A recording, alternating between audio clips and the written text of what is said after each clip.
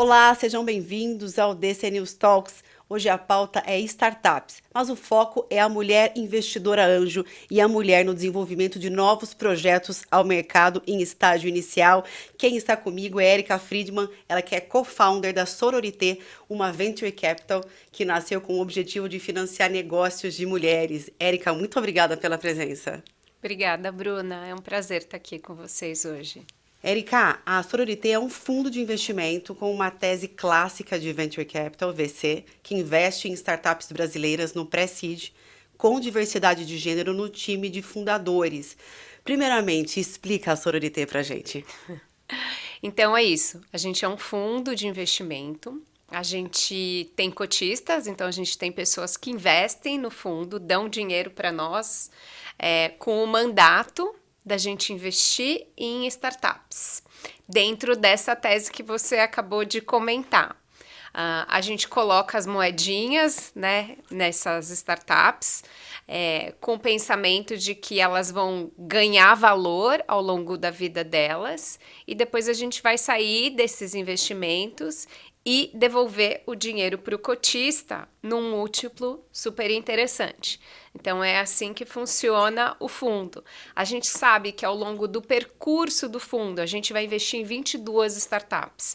A gente sabe que muitas não terão sucesso, algumas terão um sucesso mediano e poucas terão um sucesso maravilhoso que vai dar os grandes retornos para o fundo. E esse é o comum, é o clássico, como você bem falou, de um fundo de venture capital. Mas o diferencial de vocês é que vocês nasceram para se conectar com mulheres. É isso. É É isso. inédito? É inédito, Bruna. E eu fico. Eu sempre falo que, infelizmente, e nós somos o único fundo com essa tese. Então, a tese de ter duas sócias mulheres, que sou eu e a minha sócia, a Iana, investindo em startups lideradas por mulheres. E por quê? Tem uma parte que é uma parte de impacto, que a gente acredita que a gente precisa ter mais diversidade, mas tem uma parte que é retorno. A gente vive num mundo capitalista. Sim. E a gente acredita que as mulheres dão muito retorno. Só que falta um olhar diverso em quem está escolhendo para onde vão esses cheques. Então, hoje, quando a gente olha para a indústria do venture capital, que é uma indústria que eu amo e acredito muito, no último estudo de 2020, a gente só tinha 3% das gestoras no Brasil, 3%, que tinham só sócias mulheres. E quando a gente adicionar homens e mulheres, mais 15%. Isso significa que as mulheres estão participando só de 18% das decisões de para onde vão esses cheques, ou seja, eu sempre falo que a gente está guardando os portões do venture capital e que a gente está escolhendo, a gente tem um poder, o ecossistema de venture, a gente está escolhendo os próximos Nubanks, os próximos Metas, os próximos Googles. Eles também receberam esse dinheiro no começo. Então a gente tem esse poder hoje e nós, mulheres, não estamos participando dele. Então é por isso que a gente existe como fundo. Vamos investir nesta tese, porque a gente acha que tem oportunidade de grandes retornos. Inicialmente, esse fundo que foi criado agora é um fundo que tem 25 milhões disponíveis. Vocês prospectaram 25 milhões. Não é fácil prospectar 25 milhões. Não é fácil. Como é que foi isso? Realmente, e eu acho que a classe de ativos de venture capital não está num bom momento para captar, porque existe um boom onde todo mundo colocou uma alocação maior do que deveria num período de tempo muito curto. Sim. E não deu tempo ainda, né, de sair dessas posições, de trazer liquidez.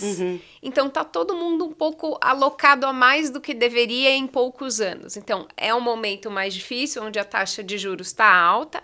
Então você está comparando um investimento de alto risco com alto retorno, mas onde você tem um investimento de baixíssimo risco, também com um retorno bom hoje em dia. Então, por isso, essa dificuldade. Mas, ao mesmo tempo, o que eu sinto é que, pela nossa tese ser única, é um pouco mais fácil de captar. Porque nós somos generalistas em quais indústrias a gente vai investir, mas a gente é muito cirúrgico e único no que a gente vai investir, que são em mulheres. E isso não existe. Então, isso faz com que a gente consiga uma alavancagem um pouco maior. Mas, como você mesma falou, não é fácil. Porque muitos investidores, por incrível que pareça, não acreditam que as mulheres podem dar retornos. Então, Quando a gente pensa essa em é a luta. startup, a gente pensa em, sei lá, 6 caras numa sala. A gente não pensa em 6 mulheres numa É sala, não é? verdade, é verdade. Mas por Sim. que será, né? Isso parece que acho que tá enraizado na cultura, né? Assim como na maioria das profissões. A gente está avançando agora, a passos lentos. Mas é por conta de mulheres como você que a gente está conseguindo grandes avanços. Sim, e eu acho que tem uma parte dos veículos também nos ajudarem, os veículos de notícias mesmo, porque eu acho que a gente viu muita foto no jornal e nas revistas e nas redes sociais de homens pousando, né, para essas fotos, como de sucesso, fundadores de startups e Sim. etc. Se você fecha o olho, você pensa assim, você vai ver essas fotos, todo mundo de camiseta, tênis, tarará, e às vezes tem uma mulher ali no Figurina Faria cantinho. Lima. Uma mulher no cantinho. Então, hoje, uma das coisas que a gente tem feito também para poder nos ajudar quando a gente faz a captação do fundo, que ainda estamos captando, a gente tem falado muito para os jornalistas, principalmente para as mulheres, vamos contar as histórias das fundadoras que tiveram exits. Por que elas não estão no jornal? Porque tem tantas, a gente começou a fazer uma lista. De tanto que os investidores perguntavam e falavam, nossa, mas dá retorno? A gente começou a fazer uma lista de todas as mulheres no Brasil que tiveram exits de sucesso. E eu sempre pergunto para elas, você não saiu no jornal? Por quê? Por quê? É, Então, eu acho que a gente é muito low profile, pode fica ser. sempre, sabe? E eu acho que a gente tem que aparecer mais, talvez não por nós, mas pelas nossas pares. Sim, com certeza. As pessoas precisam saber. Sim. É. Me fala uma coisa, como é que você descreve o ambiente atual das startups no Brasil, especialmente para mulheres? Existem números sobre isso? Relação entre startups fundadas por homens e startups fundadas por mulheres. Qual que é o cenário? A gente tem um estudo, né, agora do começo do ano, que diz que temos 31% de startups no Brasil que tem pelo menos uma fundadora mulher, que é justamente a nossa tese. Independente do estágio que ela tá? Ela se declara.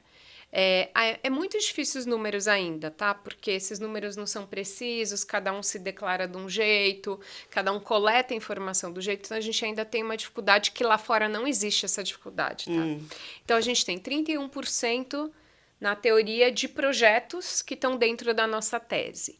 Quando a gente vai olhar quanto que esses projetos receberam de dinheiro, é uma tristeza, Bruna.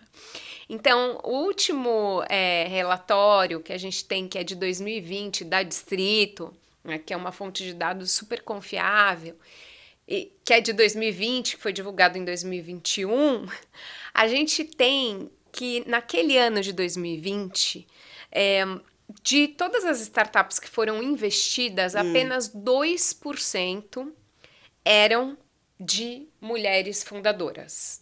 Só mulheres no founding team. Nossa. E esses 2% receberam 0,04% do capital aportado naquele ano.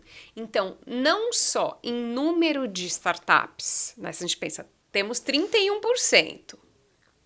2% receberam aportes em 2020 e 2% receberam 0,04% do que foi investido naquele ano. Ou seja, é abaixo do justo. O justo seria 2. Então, assim, ainda existe essa dificuldade e é por isso que nós existimos. Então, esses números são a principal razão da gente existir, no sentido de que a oportunidade está lá, e ninguém está olhando. E nós precisamos mudar. Por quê? A gente acredita, você perguntou como mudou. Eu acho que muda quando você começa a ocupar um espaço. Então, a partir do momento que eu viro e falo, olha, eu só invisto em você. Se você estava na dúvida se você devia ou não ser empreendedora, você vai virar, pô, tem alguém que só investe em gente como eu? Então vai ver que eu estou fazendo a coisa certa. Mesmo que a pessoa não receba o dinheiro, pelo menos ela não fica se perguntando, eu deveria estar ou não deveria estar aqui? Então, você ocupa um espaço de uma forma que tem um efeito borboleta, ele vai, é uma cascata. Então, você tem mais mulheres no Venture Capital, o primeiro número que eu te trouxe, que poucas mulheres estão tomando a decisão de para onde vão os cheques, a gente começa a ter nós, para pôr mais um pedacinho dessa porcentagem, como mulheres fundadoras de um fundo. Então, a gente também vira e fala, mulher, se você quer ser uma gestora, você também pode. Tem mais um aqui. Não precisa ser na nossa tese, pode ser em qualquer tese. Todas as mulheres deveriam participar do Venture. Né? Então, a gente tem essa ocupação desse espaço e ocupação do espaço para a fundadora. Tem um cheque que está separado aqui para você, segue essa estrada. Então, eu acho que tem movimentos muito interessantes acontecendo, não só que nós começamos, esses movimentos já estavam acontecendo, e que a gente, é o que eu te falei, ocupamos esse espaço. Então, lá fora, principalmente, você vê esses cotistas do fundo, que são investidores do fundo. Lá fora, eles já questionam o gestor do fundo. Quantas pessoas você tem que são mulheres no seu comitê de investimento? Quantas sócias tem mulheres? Quantas mulheres tem na sua gestora? Quantas mulheres fundadoras tem no seu portfólio? Então, eu sempre falo que o dinheiro manda. Se essa pessoa, que é a pessoa que vai pôr o dinheiro, começa a te questionar, você vai ter que fazer um movimento, porque senão da próxima vez ele não vai pôr o dinheiro no seu fundo. E isso faz com que você, que está aqui no meio, né? O fundo ele é quase um marketplace, né? Pega daqui e joga para lá. Ele comece também a distribuir as moedas de forma diferente. Então, tá mudando. Mas é lá em cima. É, de cima para baixo. É. Quais são as principais características que você observa em startups lideradas por mulheres? Existe uma diferença? Existe. Eu acho que as mulheres, elas são muito mais cuidadosas com dinheiro. Muito mais. E tem muitas pesquisas que mostram que a cada dólar que a startup liderada por mulher recebe, ela consegue gerar muito mais valor. Então, ela recebe e com ela faz muito mais do que os outros fazem. Então, eu percebo a mulher muito mais criteriosa, ela é um pouquinho mais avessa a risco do que o homem. O homem se joga. Ela não, ela pensa, ela racionaliza, ela faz tudo no detalhe da vírgula. Fala, gente, mas não precisa tanto detalhe. Mas a pessoa me manda um negócio assim, caprichado, que eu fico até com dó, falando, não precisava ter gastado tanto tempo. Então, eu acho que as mulheres, elas têm muito mais disso. Talvez elas sejam um pouquinho mais inseguras, porque talvez elas realmente ficam se perguntando sem querer, inconscientemente, puxa, será que eu devia estar aqui? Será que eu deveria ser a CEO? Então, eu acho que tem Uma coisa meio impostora. Uma coisa meio impostora, né? Que talvez se um homem ficasse em casa, ele também ia se sentir meio impostor, né? De um lugar novo ocupado. Então, eu acho que tem, mas eu acho que melhora. Então, eu acho que tem algumas características, sim. Também tem vários estudos que dizem que quando você tem uma mulher liderando uma empresa, independente se é uma startup ou não, ela naturalmente contrata mais mulheres para o time. Então, você acaba tendo vários efeitos e tem diferença. Sim, a outra diferença que acontece é que a gente tem menos mulheres indo para a área de tecnologia, matemática, ciências, engenharia. Então, você tem menos mulheres CTOs, né, que são de tecnologia ou entendem tanto de produto tecnológico. Então, muitas vezes é difícil você achar uma CTO mulher numa startup, mesmo que seja liderada por uma mulher. Que, em regra, uma startup vai precisar de um CTO. Vai precisar de um CTO. Então, é mais difícil você achar. E isso, de novo, tem a ver com a profissão que as mulheres escolhem e o caminho que elas acreditam que deve ser o que elas deveriam estar percorrendo. Não existe, só para entender, existe alguma regra do tipo, a gente vai apoiar determinada startup, mas ela precisa ser 100% feminina. Não, não é assim. Não é assim. Tá. A gente investe no pre-seed. É o começo da história da startup. Normalmente, essas empresas têm, no máximo, 2 anos de vida. Quem está lá no dia a dia são os fundadores. São eles que ocupam os cargos de liderança. São eles que tomam as decisões. Então, qual que é o nosso critério? Tem que ter pelo menos uma mulher no founding team. Normalmente, o founding team são 2 ou 3 pessoas. Uma é ruim. Então, normalmente são 2 ou 3 pessoas. E uma delas tem que ser uma mulher. Podem ser todas. Tá. Entendi. E você tem como citar um exemplo de startup liderada por mulheres? Enfim, algum case que recebeu apoio da Sororité? Existe já algum? Como é pre-seed? Então, eu acho que... Eu não sei se você vai ter isso, mas se você tiver, por favor, vai ser legal falar.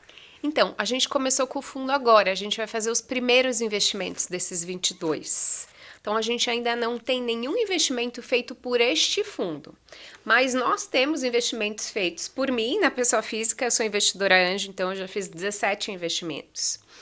E antes do fundo existir, a gente tinha algo que ainda existe, que é o Sororité Angel Network, que é uma rede de mulheres investidoras anjo que também investem nesta tese. Então, neste contexto, tenho, sim, alguns exemplos para te trazer. Eu e a Iana, minha sócia, investimos na Trevo Saúde, que é uma health tech da Anelisa. A Anelisa, ela é uma third-time founder, que a gente chama no mercado. Então, a terceira empresa dela, mas a primeira startup. Ela é médica e ela fundou 2 empresas e a última delas ela vendeu para a DASA. Então, ela é uma pessoa, que fez muita coisa e agora resolveu lançar um produto de tecnologia, porque é importante as pessoas saberem, né? Que a startup, ela é uma empresa que tem base tecnológica. Ela vai escalar, ela vai crescer com base nessa tecnologia, nesse produto tecnológico que ela está se propondo a fazer. Então, o que a Trevo faz? Ela tem uma teoria de que existe um mercado muito grande entre as pessoas que são atendidas pelo SUS e as pessoas que são atendidas por plano de saúde. Tem muita gente que não tem dinheiro para ser atendida por um plano de saúde, mas teria dinheiro para pagar por algo se fosse muito importante. Se você tivesse que esperar muito tempo por um exame na fila do SUS, essa pessoa ela conseguiria desembolsar no particular. Perfeito. Então, o que ela oferece é justamente como se fosse um marketplace de vários laboratórios, onde ela já negocia antecipadamente taxas que você nunca conseguiria se você chegasse lá, tarifas para você fazer exame, e ela te ajuda a localizar a melhor combinação de exames, com o melhor preço, a melhor distância para você e etc. E ela também ajuda os pequenos laboratórios que perfeito. Não têm tecnologia para estarem online ou para se conectarem com esse usuário. Se conectar com esse usuário. Então, esse é um exemplo que tanto eu quanto a Iana investimos. É de tecnologia, é de saúde e tenta resolver um problema importante para o nosso país. Sem dúvida nenhuma. Existe alguma barreira de fato que as mulheres enfrentam ao buscar financiamento para startups? A gente sabe que esse ambiente do mercado financeiro é extremamente masculino. Existe alguma... Qual é a barreira? É a barreira do desconhecimento do homem? É a barreira do machismo? Que barreira é essa? Eu acho que são várias, né? A primeira é a barreira do networking. Então, assim, para você chegar num fundo, você tem que conhecer alguém. Eles até têm lá o site que você pode aplicar, enfim. Mas quantas startups cada um recebe por dia e quanta atenção você vai conseguir ter de um sócio sênior. Sim. Então, já começa por esse networking, de você virar para mim e falar, Érica, ó, conheci uma fundadora maravilhosa. Posso te passar o contato? Ela pode falar com você e tal. Ela até vai fazer todo o processo no site do Sororité, mas ela vai colocar lá que foi a Bruna que indicou. Já faz diferença para qualquer um. Quem vai ter esse networking se você não estudou nas melhores faculdades de São Paulo, se você não é de São Paulo, se Tá você fora da bolha. Se você tá fora da bolha, né? Se você é uma mulher que tá na bolha, você até consegue. Consegue. Mas se Acessa. você não é, difícil. Então já começou ali. Depois tem uma questão da hora do pitch, da hora que você vai contar, vender a tua história para aqueles investidores. E aí, o que o investidor tá olhando, por exemplo, numa fase como a minha, que é o pre-seed? Assim, de verdade, você não tem muita receita, não tem muita história para contar. Você tem um problema que você resolveu o que você quer resolver e uma solução que você acha que é melhor para aquele problema e um time que você montou. Então, o que o investidor olha? Esse time é o melhor time para resolver esse problema é grande o suficiente. É uma entrevista de emprego, basicamente. É né? isso. E esse produto é um produto que funciona, não funciona, já tem concorrência, não tem concorrência. Então, no fim, claro que você vai fazer um assessment, você vai olhar o mercado inteiro, você investidor e tudo isso. Mas na hora, eu tô acreditando em você. Sim. E para eu acreditar em você, eu preciso acreditar que você vai dar certo. Só que aí entra todos aqueles vieses inconscientes. Sim. Então, eu só olho mulher, então eu não tenho esse viés, né?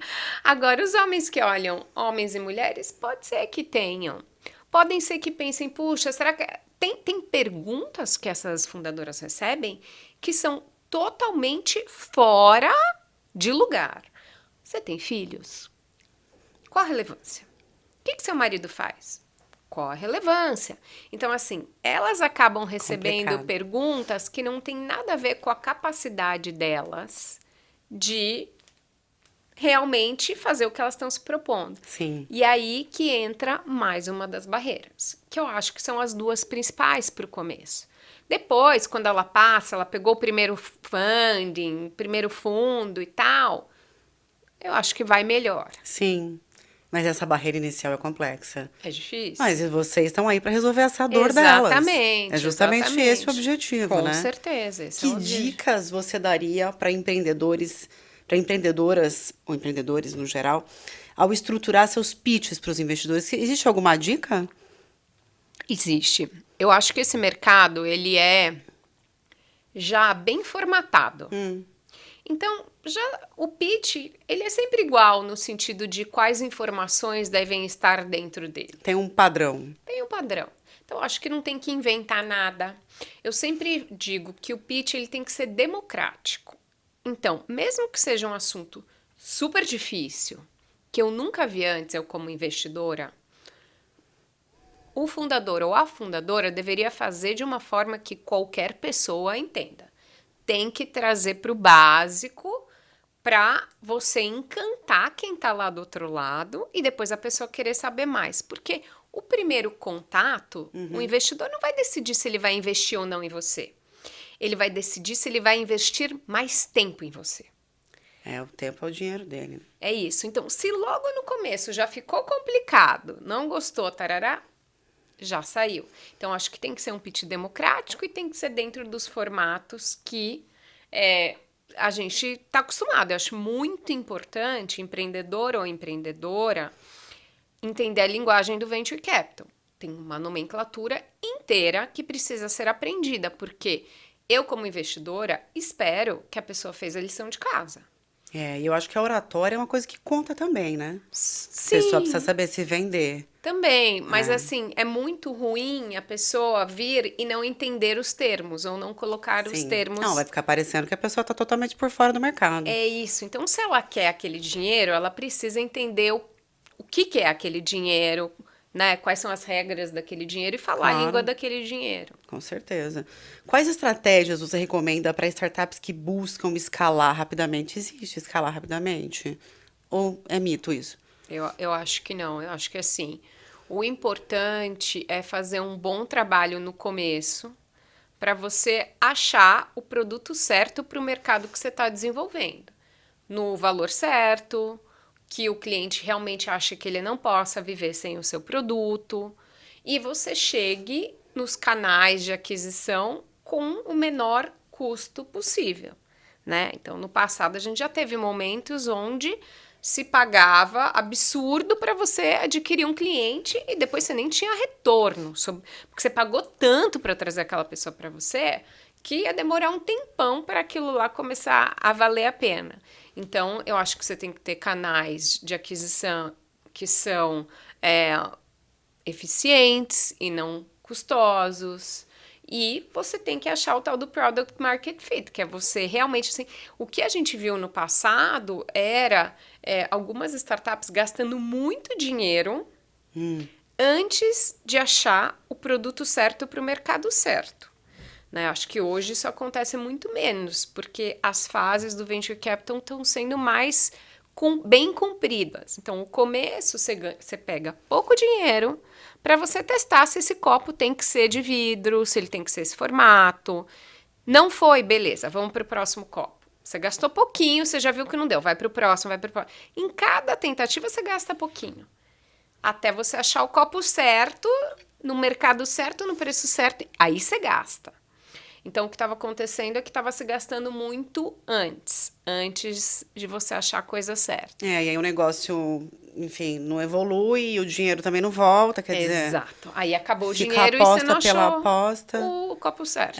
E muitas realmente morrem no meio do caminho, né? Isso é Muitas muito morrem. comum, né? Muito comum. Que as fases, são várias fases, né? Conta as fases, Érica, para as pessoas que não sabem entenderem. Então, você tem uma primeira fase que é uma fase de ideação, que no passado, né, a gente via se falava, fulana não, mas o fulano captou no PowerPoint, porque é difícil o fulano captar no PowerPoint. O que significava? Que o fulano tinha uma ideia, provavelmente estudou numa faculdade incrível, estudou fora, num MBA maravilhoso, tem vários carimbos. Tinha uma ideia muito boa, talvez o background dele ajudasse ele a ser um bom executor daquela ideia.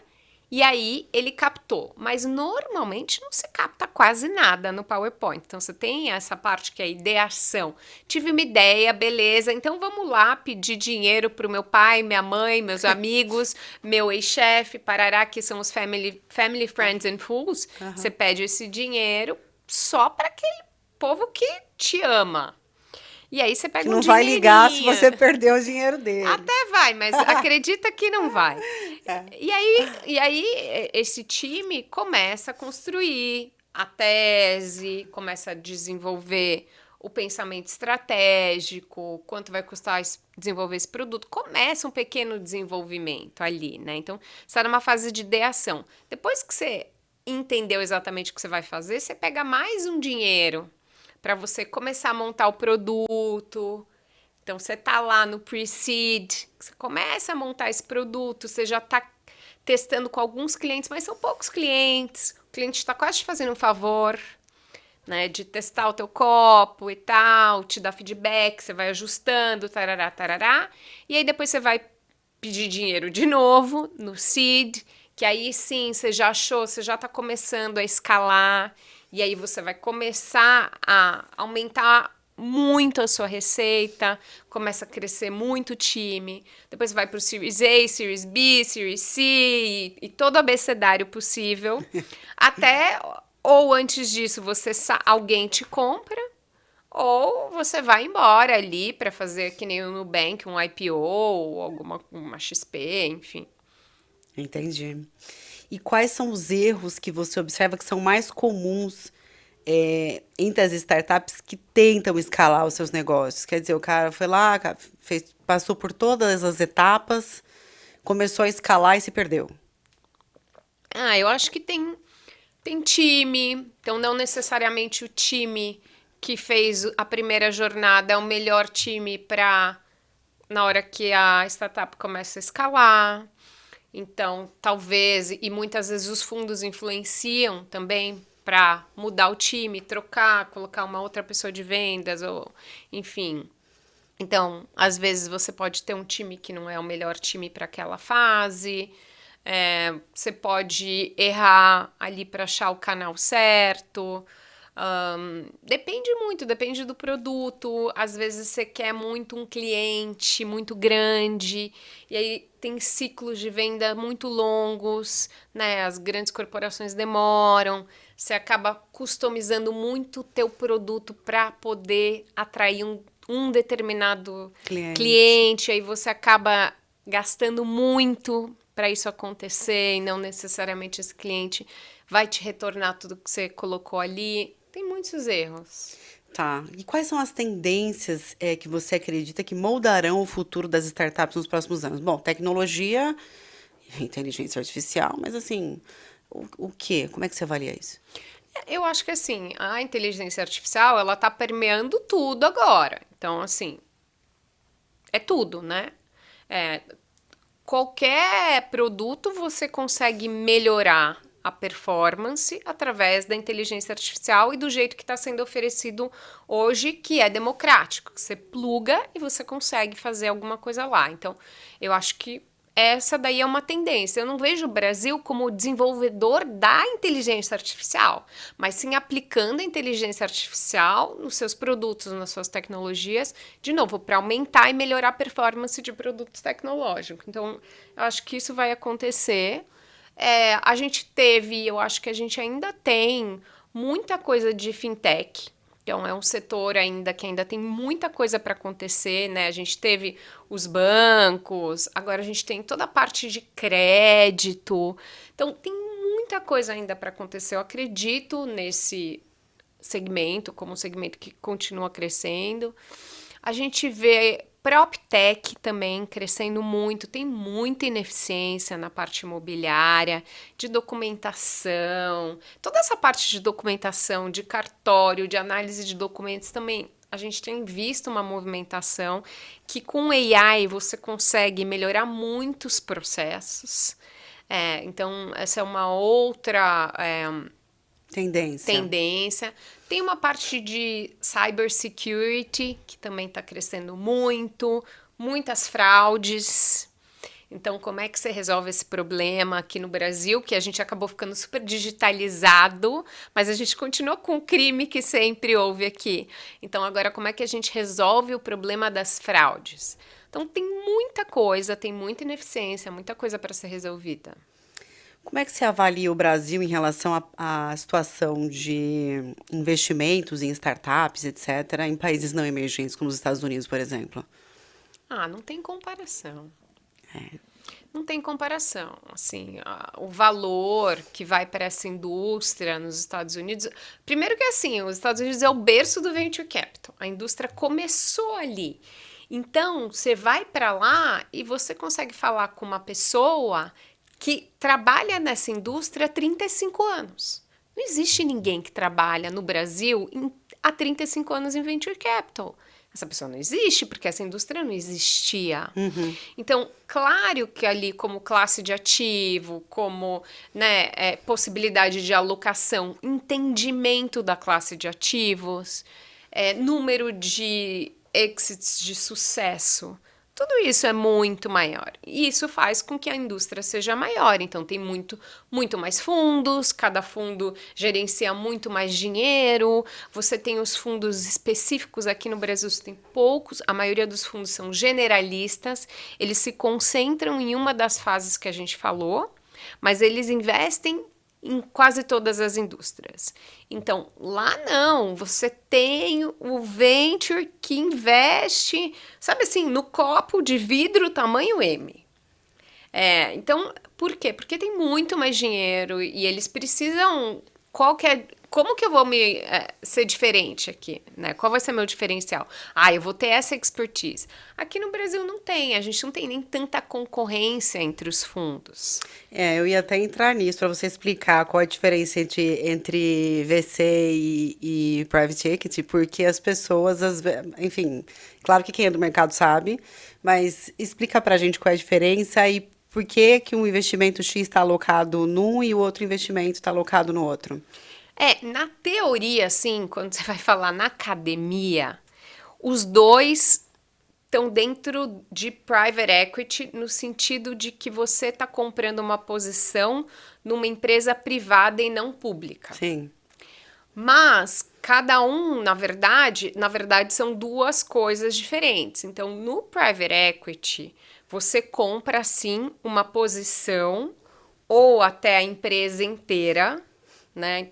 E você entra de cabeça nessa empresa. Então, você olha uma empresa que você acha que tem uma ineficiência muito grande e que você pode melhorar a eficiência dela, e porque você tem o seu expertise, você vai entrar lá dentro e você vai gerar valor. E daqui a 4 anos você vai conseguir vender a mesma empresa por um valor muito maior. E muitas vezes você tira todo o management team. Você coloca o seu. Ou você pode ter uma tese de consolidação, não importa, mas o private equity, ele compra uma fatia majoritária. E ele acredita que ele vai fazer a diferença. O venture capital é o contrário. Ele acredita que o fundador vai fazer a diferença. Aquele fundador tem que estar lá. E ele vai ser minoritário. E ele não vai atrapalhar. E ele não vai estar no dia a dia da empresa. Ele vai alocar o dinheiro. Ele vai abrir algumas portas. Ele vai fazer alguns movimentos. Mas ele não vai estar no dia a dia da empresa. Então, esse é o venture capital. E o venture capital tem todos esses estágios de funding que o private equity não tem. Eu comprei, segurei, melhorei, vendi. E no venture você depende de uma cadeia inteira para o próximo round. E aqui você tem o valuation da empresa aumentando a cada novo estágio de captação. No private equity, não. Comprou, ganhou, vendeu. É isso. Perfeito. Vamos falar um pouquinho de diversidade e inclusão. Como é que a diversidade impacta a dinâmica de uma equipe de startup? Impacta demais qualquer tipo de diversidade. Então, eu acho que assim, tem vários estudos que dizem que quando você está numa mesa discutindo um assunto importante e as pessoas são diferentes, você fica muito mais atenta, muito mais ligada, você escuta muito mais o que cada um tá falando e as pessoas acabam discutindo e chegam num nível muito melhor de solução, versus eu tô aqui com você, eu trabalhei minha vida inteira com você, com a outra pessoa aqui, você tá lá relaxada, tá ótimo, eu confio na Bruna vai dar uma opinião boa, tá tudo bem aqui, a gente já sabe que cada um vai fazer e tal, acaba ficando uma coisa meio mais preguiçosa, sabe? Zona de conforto. Zona de conforto. Então, esse é um ponto. E o outro ponto é diversidade de olhar. Então, cada um traz a sua bagagem com o que viveu até hoje, que tudo é válido, para olhar um investimento. Então, para olhar um deal. E, de repente, você vai trazer um olhar que eu nunca imaginei. Porque você viveu uma coisa totalmente diferente de mim. Você veio de um outro estado, você estudou em escolas totalmente diferentes que a minha, você teve uma outra vivência e você consegue olhar aquele problema, de repente, como algo muito relevante, e eu vou olhar e falar, nossa, mas isso daí é um problema? Você vai falar, nossa, Érica, mas peraí, da onde eu venho, isso é muito importante, acontece direto. O que você está falando. E então, é importante a gente ter essa diversidade, porque senão, se a gente é sempre igual, vai passar sempre o mesmo tipo de projeto. E como é que vocês têm algum tipo de voz ativa no incentivo mesmo da inclusão e diversidade nas startups que vocês estão apoiando?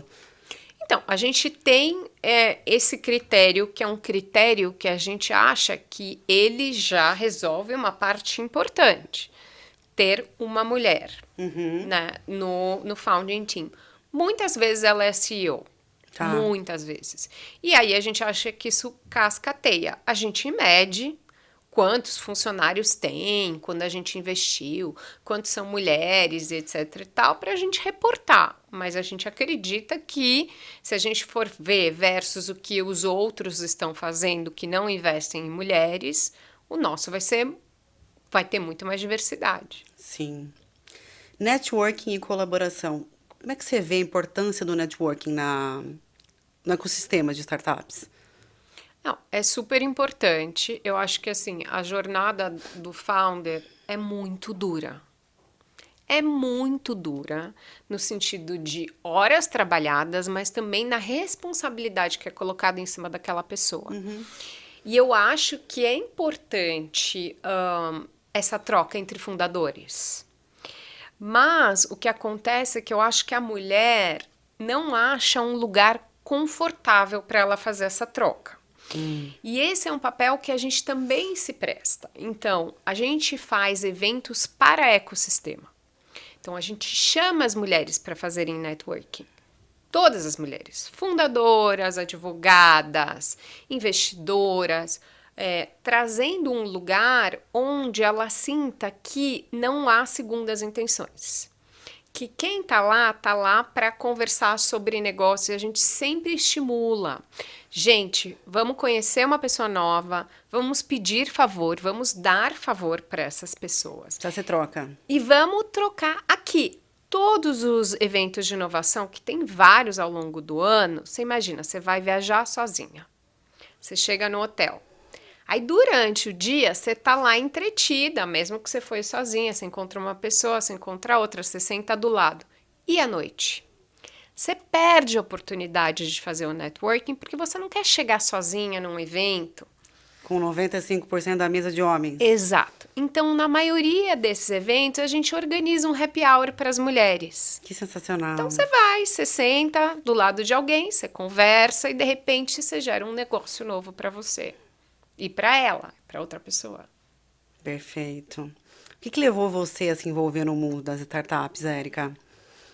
Eu vim de uma carreira corporativa em grandes empresas americanas multinacionais. E eu trabalhava com inovação.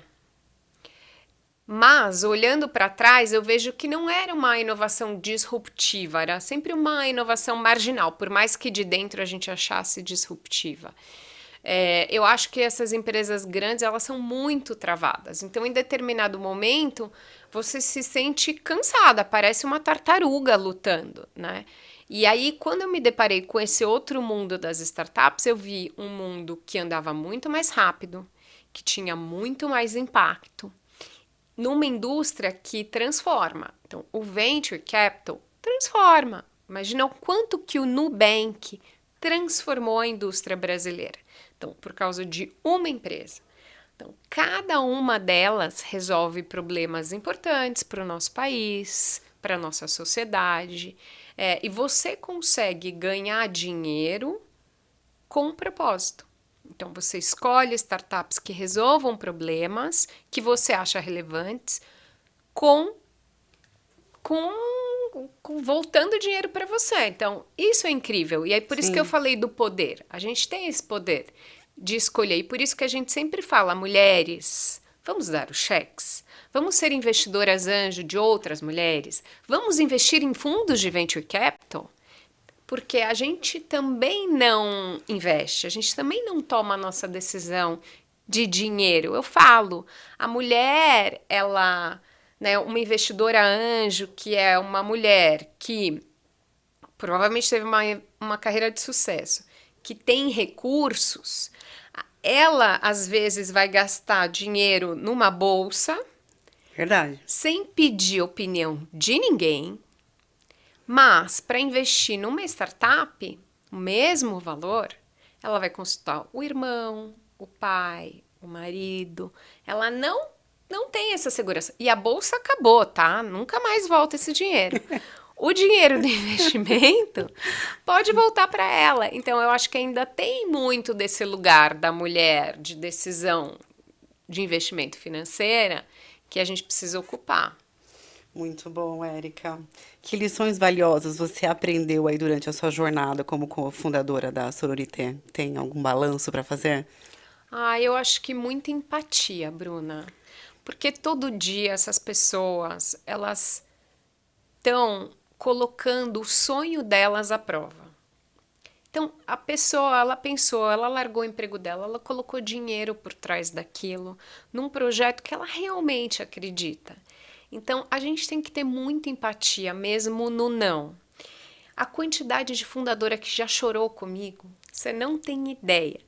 Então, assim, é muito duro. A gente tem que ter muita empatia, porque no fim, a pessoa está te mostrando alguma coisa e você, como investidor, você vai ter que achar buraco no projeto dela. Sim, tentar derrubar no bom sentido. Mas é colocar a cara a tapa. Exato. Então tem que ter muita resiliência. A gente do outro lado da mesa tem que ter muita empatia.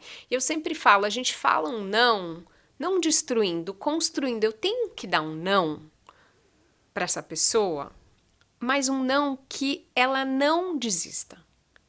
É um não para mim, mas pode ser um sim para outro. Sim, pode ser um não temporário. Pode ser um Numa não segunda temporário. oportunidade. Exatamente isso. As coisas podem acontecer. É isso. Então, acho que assim, lição, o investidor tem que ter muita empatia, tem que muito se colocar no lugar do outro. Como é que as pessoas chegam à sororité? Como é que vocês estão trabalhando? Eu sei que vocês estão dando entrevista, vocês estão saindo na mídia, mas como é que as pessoas... Está conhecida a sororité? Como é que você avalia hoje? As pessoas estão chegando? Eu acho que graças a você e outros veículos, a gente tem... a gente construiu, na verdade, ao longo de 4 anos, né? O Sororité, como eu comentei, a gente é também uma rede de mulheres investidoras anjo. Então, hoje, se você, mulher, quiser ser investidora anjo, a gente tem o nosso site, que você pode entrar lá e fazer parte dessa rede. É uma associação sem fins lucrativos. Tem uma mensalidade para pagar custos. E ali também tem networking, também tem aprendizado. Se você é uma fundadora que gostaria de apresentar o seu projeto para a gente, no nosso site também tem um formulário importante, colocar todas as informações ali.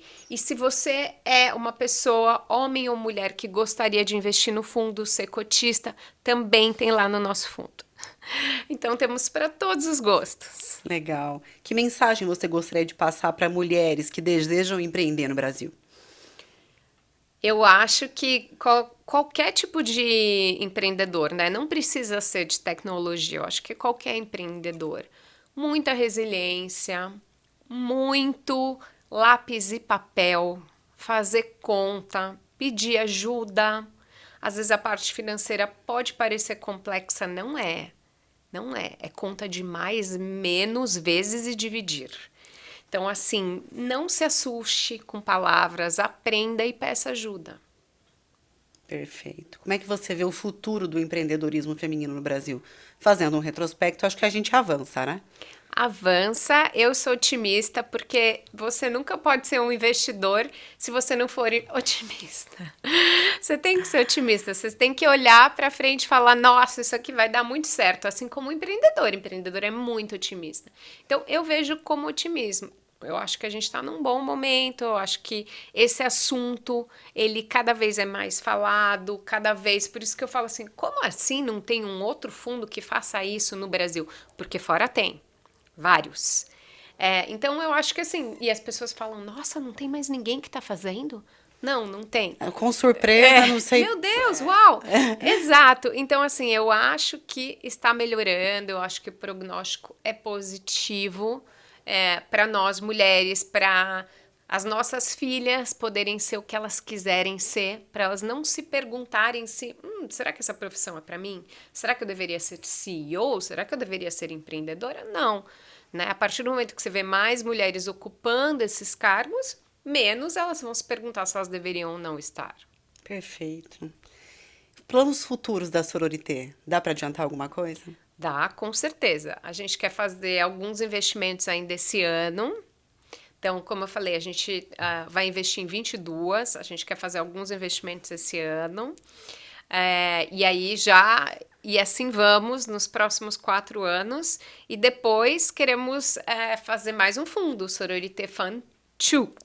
Entendi. Então, não é para ser, é para ser algo perene. E será? E será. Muito obrigada pela sua presença aqui, Érica. Obrigada, Bruna. Foi um prazer. Obrigada. Obrigada pela audiência e até o próximo programa.